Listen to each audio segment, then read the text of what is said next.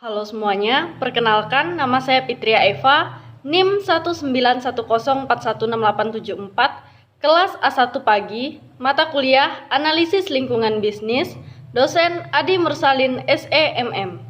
Saya akan membacakan jawaban UTS dari soal analisis lingkungan bisnis. Soal yang pertama. Sebutkan dan jelaskan apa yang dimaksud dengan analisis lingkungan bisnis. Jawabannya, business environment atau lingkungan bisnis adalah kondisi yang terjadi di sekitar bisnis atau perusahaan yang dapat memengaruhi laju usaha tersebut. Hal ini penting untuk menjadi perhatian perusahaan karena akan memengaruhi performa perusahaan.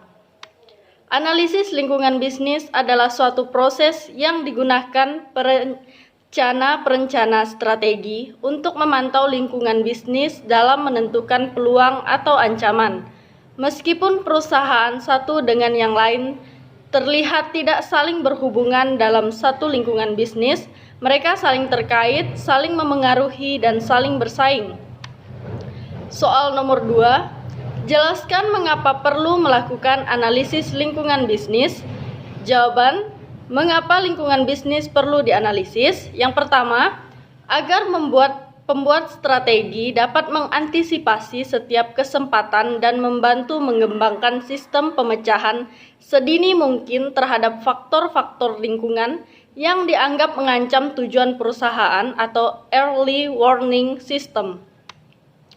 Yang kedua, untuk dapat mengefektivitaskan proses manajemen strategi, karena dengan melakukan analisis lingkungan yang akan diperoleh lebih efektif. Yang ketiga, untuk membantu manajer dalam meramalkan dampak lingkungan bisnis terhadap perkembangan perusahaan. Terkumpulnya berbagai informasi dari lingkungan memudahkan untuk membuat perencanaan jangka panjang. Bagaimanakah analisis lingkungan bisnis itu dilakukan? Proses analisis lingkungan dilakukan oleh perencanaan strategi dengan urutan sebagai berikut. Pertama, menganalisis hubungan antara strategi perusahaan dan tanggapan terhadap lingkungan yang dapat dipakai sebagai landasan untuk membandingkan strategi yang sedang berjalan dengan strategi yang potensial yang akan datang. Kedua, menganalisis kecenderungan faktor dan masalah utama yang diperkirakan mempunyai dampak penting terhadap perumusan strategi. Ketiga, mencoba meramalkan kemungkinan yang akan terjadi pada masa yang akan datang terhadap lingkungan bisnis. Soal yang ketiga, jelaskan apa yang dimaksud dengan PESTEL. PESTEL analisis adalah metode analisis yang digunakan untuk mengidentifikasi faktor-faktor eksternal memengaruhi suatu organisasi. PESTEL analisis dapat digunakan untuk mempertimbangkan faktor-faktor permasalahan eksternal, yaitu politikal, ekonomik, sosial, teknologi, legal, dan environment. Soal yang keempat, apa yang dimaksud dengan non-market strategi? Jawabannya, perkembangan di lingkungan bukan pasar memengaruhi kinerja pada sejumlah dimensi. Dalam industri otomotif, standar emisi dan ekonomi bahan bakar memengaruhi penelitian dan pengembangan desain, produksi, penetapan harga, dan pemasaran. Peraturan dan kewajiban akan menjaga keselamatan standar yang sudah ditetapkan memiliki efek yang luas bagi dunia bisnis. Karena pentingnya strategi bukan pasar terhadap kinerja manajerial dan organisasi, strategi bukan pasar merupakan tanggung jawab manajer. Perusahaan beroperasi di lingkungan pasar dan lingkungan bukan pasar. Manajer diposisikan untuk menilai dampak dari kegiatan pasar perusahaan mereka pada lingkungan bukan pasar dan dampak perkembangan di lingkungan bukan pasar terhadap peluang dan kinerja pasar. Manajemen dengan demikian bertanggung jawab untuk merumuskan dan menetapkan strategi pasar dan bukan pasar. Analisis lingkungan bukan pasar 4I. Lingkungan bukan pasar perusahaan dikarakteristikan oleh 4I. yaitu isu atau persoalan pokok, interest atau kepentingan, institution atau institusi, dan informasi atau informasi. Isu adalah unit dasar analisis dan fokus dari tindakan non-pasar dengan menggunakan industri bioteknologi pertanian sebagai contoh. Isu-isu bukan pasar utama adalah perumusan kebijakan peraturan untuk memakan rekayasa hayati reaksi publik terhadap makanan tersebut. Interest atau kepentingan mencakup individu dan kelompok dengan preferensi tentang atau kepentingan. Masalah kepentingan utama adalah perusahaan bioteknologi pertanian, kelompok kepentingan dan aktivis yang peduli tentang masalah bioteknologi dan masyarakat. Institusi didefinisikan oleh Douglas North pada tahun 1990 sebagai aturan main dalam masyarakat yang membentuk interaksi manusia. Institusi pemerintah termasuk entitas seperti badan legislatif dan badan pengatur, lembaga non-pemerintah termasuk media berita yang memberikan informasi kepada masyarakat serta sentimen publik yang terdiri dari harapan masyarakat dan norma perilaku yang muncul dari etika dan budaya. Informasi berkaitan dengan apa yang diketahui atau dipercayai oleh pejabat atau pejabat lembaga tentang masalah dan kekuatan yang memengaruhi perkembangan mereka. Informasi berkaitan dengan risiko yang terjadi dengan produk individu dan dengan teknologi itu sendiri. Penerimaan publik atas tanaman dan hewan yang direkayasa secara biologis dipengaruhi oleh pengetahuan ilmu dan keprihatinan tentang hal yang tidak diketahui dan dapat berbeda di berbagai negara dan budaya. Informasi disediakan oleh perusahaan, aktivis, lembaga pemerintah, dan media sosial. Soal yang kelima, pandemi COVID-19 ini termasuk ke dalam lingkungan internal atau eksternal. Jelaskan alasannya, bagaimana pengaruh pandemi COVID-19 terhadap bisnis di Kalimantan Barat secara umum dan Pontianak khususnya. Jawabannya, virus corona menjadi salah satu faktor eksternal yang akan menghambat pertumbuhan ekonomi Indonesia. Seperti diketahui, Cina menjadi pusat penyebaran virus yang terjadi telah menginfeksi lebih dari 40.000 jiwa di seluruh dunia. Dampak COVID-19 terhadap perekonomian Kalimantan Barat. Yang pertama, pertumbuhan ekonomi terhambat. Yang kedua, aspek impor sulit diakses. Yang ketiga, aspek investasi, aliran investasi tertahan. Yang keempat, aspek pariwisata, kunjungan pariwisata turun. Yang kelima, sektor pertanian terbatasi aktivitasnya. Yang keenam, proyek infrastruktur tertunda. Yang ketujuh, turunnya produksi sektor industri. Yang kedelapan, daya beli menurun. Yang kesembilan, UMKM menjadi lesu atau mengalami kebangkrutan. Yang kesepuluh, kenaikan harga barang mengakibatkan inflasi tinggi. Dampak sosialnya, perempuan kerap menanggung dampak ganda. Yang mengandung atau menyusui akan sulit ke dokter. Work from home sambil beraktivitas lain di rumah. Perubahan pola kerja atau penyesuaian pola kerja dan beban kerja di rumah. Finansial keluarga lumpuh, pandai-pandai mengelola keuangan keluarga. Kriminalitas meningkat, solidaritas meningkat. Solusi yang dapat dipertimbangkan, menyediakan akses perawatan kesehatan yang memadai, memberikan subsidi untuk biaya perawatan kesehatan, bersama-sama dalam membantu masyarakat yang kurang mampu, pemerintah dan masyarakat, meningkatkan kerjasama antara pemerintah dan swasta dalam memenuhi pasok, pelonggaran aturan pengkreditan bagi konsumsi dan pengusaha kecil, melonggarkan pajak.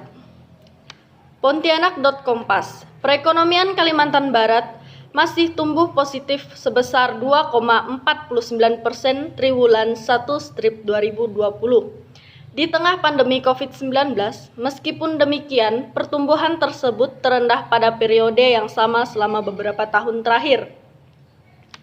Berdasarkan data yang dirilis Badan Pusat Statistik atau BPS Provinsi Kalimantan Barat, Selasa 5 Mei 2020, pertumbuhan ekonomi Kalbar triwulan 1 2020 terendah jika dibandingkan setidaknya sejak tahun 2014. Pada periode yang sama, selama periode 2014 hingga 2019, jumlah penduduk miskin Kota Pontianak berfluktuasi dari sebesar 30,93 ribu juta jiwa pada tahun 2014, meningkat selama 2 tahun berturut-turut hingga di tahun 2016, jumlah penduduk miskin tercatat sebanyak 34,11 ribu jiwa. Namun, 3 tahun terakhir sejak tahun 2017, jumlahnya terus mengalami penurunan hingga di tahun 2019 menjadi 31,46% atau 4,88% penduduk Kota Pontianak yang hidup di bawah garis kemiskinan.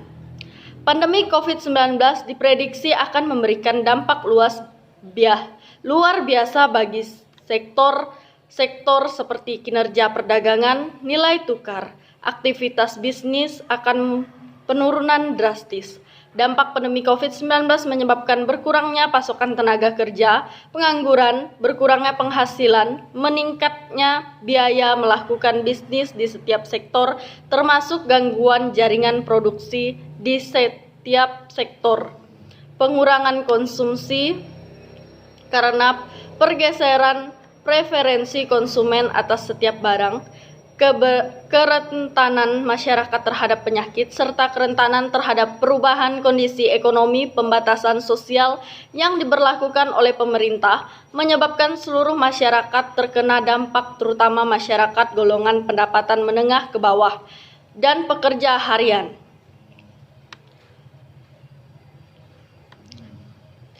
Masyarakat yang sebelumnya tidak termasuk miskin akhirnya menjadi miskin karena pembatasan berskala luas ini. Soal yang keenam, coba buka www.youtube.com dan tulis analisis lingkungan bisnis dan lingkungan pastel. Review isi kedua video yang Anda tonton tersebut. Jawabannya, lingkungan atau environment dapat diartikan sebagai keseluruhan unsur-unsur yang dapat saling berhubungan dan saling mempengaruhi terhadap suatu keadaan dan kegiatan tertentu. Lingkungan terdiri dari unsur fisik atau tangible dan non-fisik. Di dalam dunia bisnis, unsur fisik misalnya teknologi, kondisi alam, dan pemasok. Sedangkan unsur non-fisik dapat berupa adat istiadat masyarakat, kondisi ekonomi, dan lain-lain. Pada dasarnya, lingkungan organisasi atau bisnis adalah segala hal yang mempengaruhi kegiatan organisasi atau bisnis. Lingkungan bisnis dapat digolongkan menjadi lingkungan eksternal dan lingkungan internal. Lingkungan eksternal terbagi atas 2 sudut pandang, yaitu berdasarkan mikro dan makro. Lingkungan bisnis internal. Lingkungan internal adalah segala macam aspek yang mendukung atau juga yang dapat menjadi penghambat kegiatan operasional perusahaan. Lingkungan ini dapat digunakan untuk menentukan kekuatan atau strength perusahaan dan juga mengetahui kelemahan atau weakness dari perusahaan. Lingkungan eksternal bisnis atau sudut pandang makro, adapun yang termasuk ke dalam lingkungan eksternal bisnis dalam sudut pandang ekonomi makro antara lain lingkungan perekonomian, lingkungan teknologi, lingkungan sosial dan budaya, lingkungan hukum dan politik, lingkungan global, lingkungan demografi, dan lingkungan industri atau ancaman dan peluang. Pastel analisis adalah metode manajemen risiko yang digunakan untuk mengevaluasi lingkungan eksternal bisnis. Analisis ini dilakukan dengan memecahkan peluang dan risiko menjadi faktor-faktor berikut ini. Yang pertama, politik faktor atau faktor politik. Yang kedua, economic faktor atau faktor ekonomi. Yang ketiga, social faktor atau faktor sosial. Yang keempat, technological faktor atau faktor teknologi. Yang kelima, legal faktor atau faktor hukum. Yang keenam, environmental faktor atau faktor lingkungan. Soal yang ketujuh, meringkas bab 1 dan bab 2. Ringkasan bab 1. Analisis lingkungan bisnis. Lingkungan bisnis eksternal ini terdiri dari banyak organisasi dan kekuatan yang luar yang dapat kita kelompokkan menjadi 7 sub lingkungan utama. Seperti yang diilustrasikan, yaitu ekonomi, politik dan hukum, demografis, sosial dan kompetitif, global dan teknologi. Pemilik dan manajer bisnis memiliki banyak kendali atas lingkungan internal bisnis yang mencakup keputusan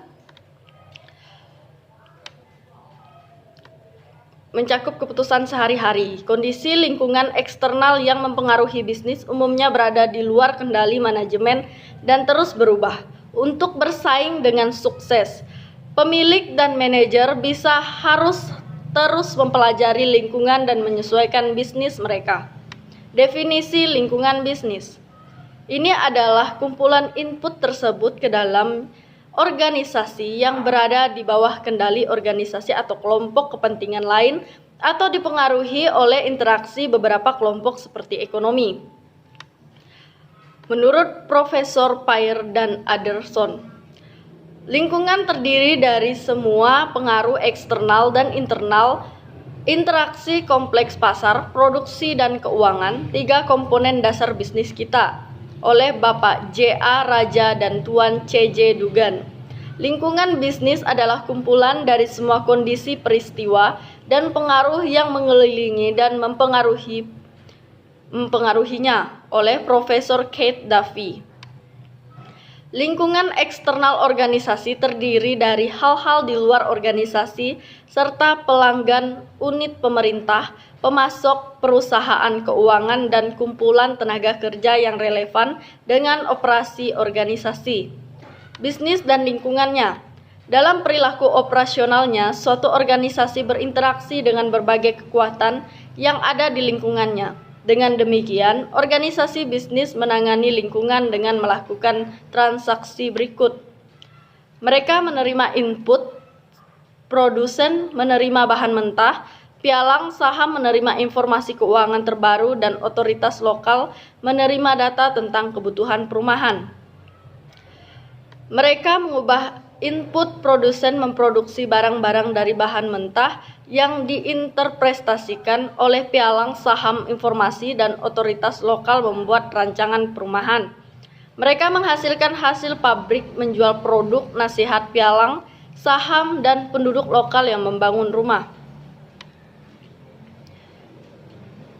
Berikut adalah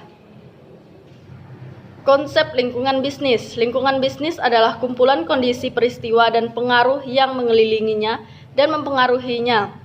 Karena organisasi adalah bagian sistem sosial yang lebih luas, ia harus bekerja dalam kerangka yang disediakan oleh masyarakat dan konstituennya yang tidak terhitung banyaknya.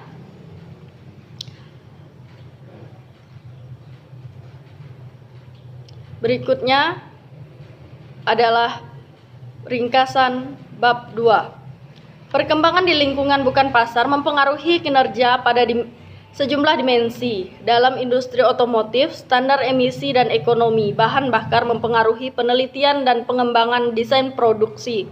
Penetapan harga dan pemasaran, peraturan dan kewajiban akan menjaga keselamatan standar yang sudah ditetapkan. Memiliki efek yang luas bagi dunia bisnis. Karena pentingnya strategi bukan pasar terhadap kinerja manajerial dan organisasi, strategi bukan pasar merupakan tanggung jawab manajer, perusahaan yang beroperasi di lingkungan pasar dan lingkungan bukan pasar. Manajer diposisikan untuk menilai dampak dari kegiatan pasar perusahaan mereka pada lingkungan bukan pasar dan dampak perkembangan di lingkungan pasar dan bukan pasar terhadap peluang dan kinerja pasar. Manajemen dengan demikian bertanggung jawab untuk merumuskan dan menerapkan strategi pasar dan bukan pasar. Sekian jawaban UTS analisis lingkungan bisnis yang dapat saya sampaikan. Saya ucapkan terima kasih.